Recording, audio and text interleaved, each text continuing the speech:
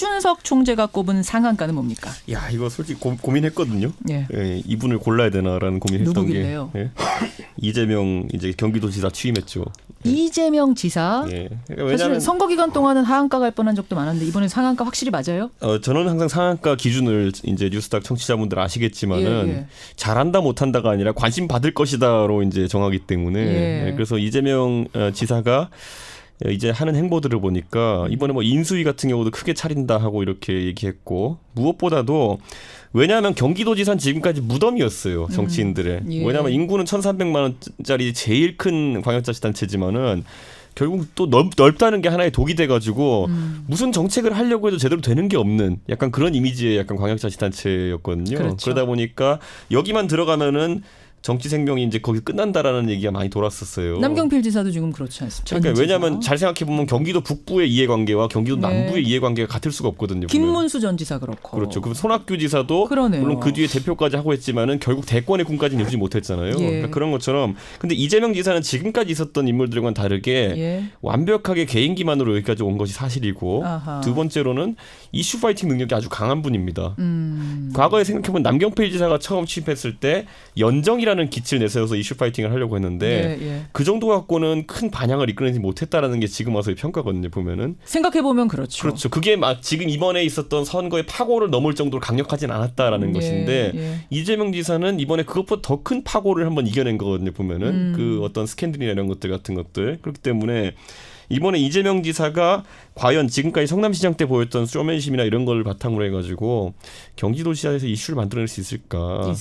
그리고 이것이 또 관심 받는 이유는 뭐냐면은 결국에는 문재인 대통령의 인기가 좋은 지금 상황과 예. 다르게 만약에 조금이라도 이제 뭐 인기가 좀 떨어지는 상황이 온다 그러면은 민주당 내 대권 주자군 이제 구도가 나오게 될 텐데 그랬을 때 이재명 지사는 이제 어떻게 실적을 입증해 보일까 이제 그게 좀 귀추가 보이는 거거든요. 자, 그 부분에서 질문을 좀 드려볼게요. 양문서 박사님.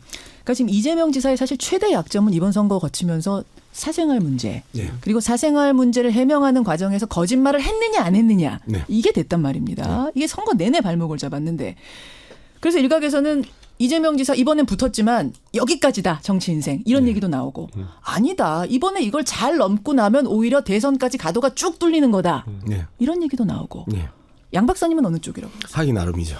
하기 나름이다. 하기 나름인데 어쨌든 많은 유권자들은 이재명 지사를 지사로 시켜줬잖아요. 예. 자, 그러면 지금부터 성남시를 바꿔 나갔던 이재명의 기술과 능력, 이 부분을 다시 경기도를 어떻게 또 바꿔 나갈 것인가의 문제인데 성남시에서 했던 그러한 그 정책 보다 훨씬 더 업그레이드되고 새로운 그 미래지향적인 가치들을 창출해내야 되는데 이러한 부분들을 잘 할 수 있느냐 없느냐인데 현실적인 판단은 그렇습니다. 이재명 지사가 성남시장 과정에 있어서 워낙 독특하고 새로운 것들 그럼에도 불구하고 시민들이 적극적으로 지원하고 그다음에 호응했던 그런 정책들을 그 많이 구사를 했거든요. 예를 들면 뭐 청년 배당, 무상교보, 뭐 공공산후조리원 이런 것도 다 새로운 시도였잖아요. 그런 시도들을 이 경기도 단위에서 또 어떻게 풀어내느냐의 문제인데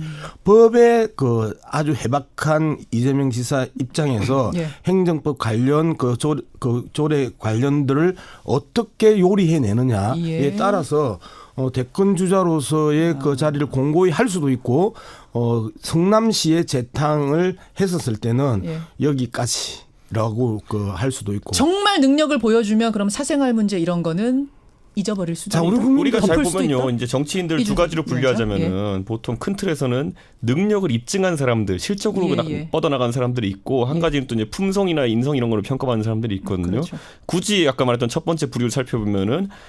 지금 와서 이제 좀 조심스럽게 언급해야겠지만 이명박 대통령, 뭐 트럼프 여기다 저는 이재명 시장까지 같은 이렇게 부류를 좀 묻고 싶거든요. 그러니까 결국 실적으로 이제 정치적 커리어를 쌓아가는 분들, 이분들이 뭐 비슷한 이념을 추구하고 있다 이런 게 아니라 그냥 성향으로 봤을 때 그리고 또 한 가지 이제 반대쪽에 품성이나 이런 걸 평가받는 거는 뭐 지금 와서 역시 조심스럽긴 하지만은 처음 박근혜 대통령 같은 게 뭐 신뢰의 정치인이다, 약속을 잘 지킨다 이런 이미지가 있었거든요. 선거 전까지는. 예전에는. 그러니까 예전에 당선되기 전까지는. 그러니까 그리고 문재인 대통령도 상당히 이제 품성이나 인성면에서 굉장히 좋은 분으로 이제 예. 평가받았던 부분이 있고 물론 문재인 대통령은 그 뒤에 취임한 뒤에 이제 실적으로도 평가받지만은 그러니까 이 두 가지 맥락 속에서 이재명 시장 같은 경우에는 이명박 대통령 잘 생각해 보시면은 당선되기 전에 그분도 논란이 참 많았어요 보면 BBK부터 시작해가지고 그렇죠. 그럼 전과가 당선되고 몇이나 나니까 그게 이제 뭐 다시 이제 한 5년 뒤에 불거지긴 하지만은 예, 예. 한동안은 이제 그게 잦아들거든요 취임한 동안에는 그렇기 때문에 이재명 시장도 이재명 지사도 이제 그 활동할 수 있는 기간 자체를 벌었다 예. 한 4년 정도는 자기 일을 해볼 수 있는 기간을 벌었기 때문에 그 기간 때 떨어졌으면 사실 이걸로 끝인 건데. 여기서 더 나은 실적을 보여주면은 한 단계 올라갈 수 있는 올라갈 수도 것이고 있다. 아니면 우리가 또 이명박 대통령의 추락이나 이런 걸 보면 알 수 있듯이 예, 예. 다시 한번 그 실적을 보여주지 못하면은 예. 결국엔 도덕성 문제가 다시 한번 표면화되게 되면은 추락할 수 있다는 생각이 일단 오늘 듭니다. 두 분은 한 번의 기회를 얻은 거다. 네. 이대로 끝은 아니다라는 것에 대해서는 네. 동의하시는 거예요. 네네. 두 분 다. 그렇죠. 청취자 여러분들은 어떻게 생각하십니까? 예, 여러분의 의견을 좀 보내주시고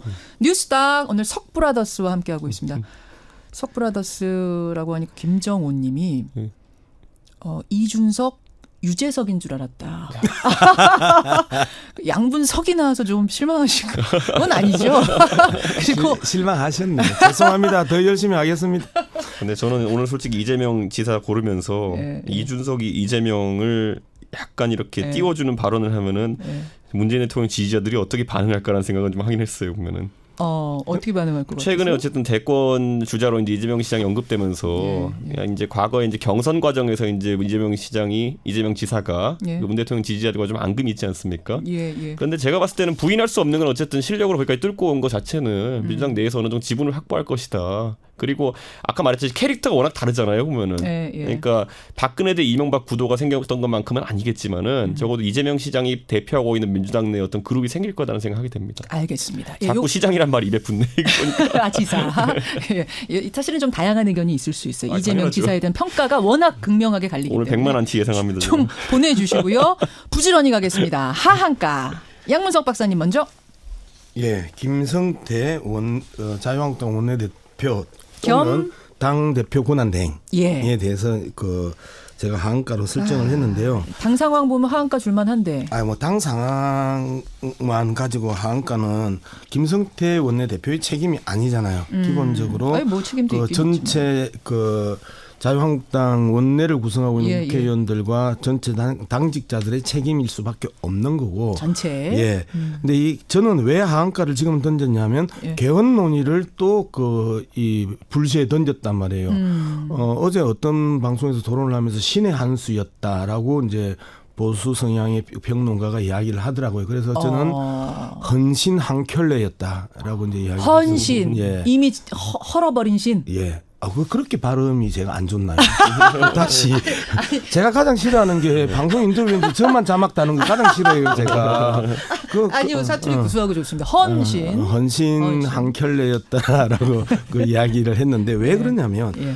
뭐 그동안에 김성태 원내대표가 개헌과 관련해 가지고 뭐 간제 개헌이니 그다음에 갑자기 그 국회에서 해야 될 국회의 몫이라고 이야기해놓고 또 대통령하고 원내대표와 회동하자 하면서 말을 바꿨던 거 다 빼고 지금 시점에서 왜 이 또 개헌 논의냐 예.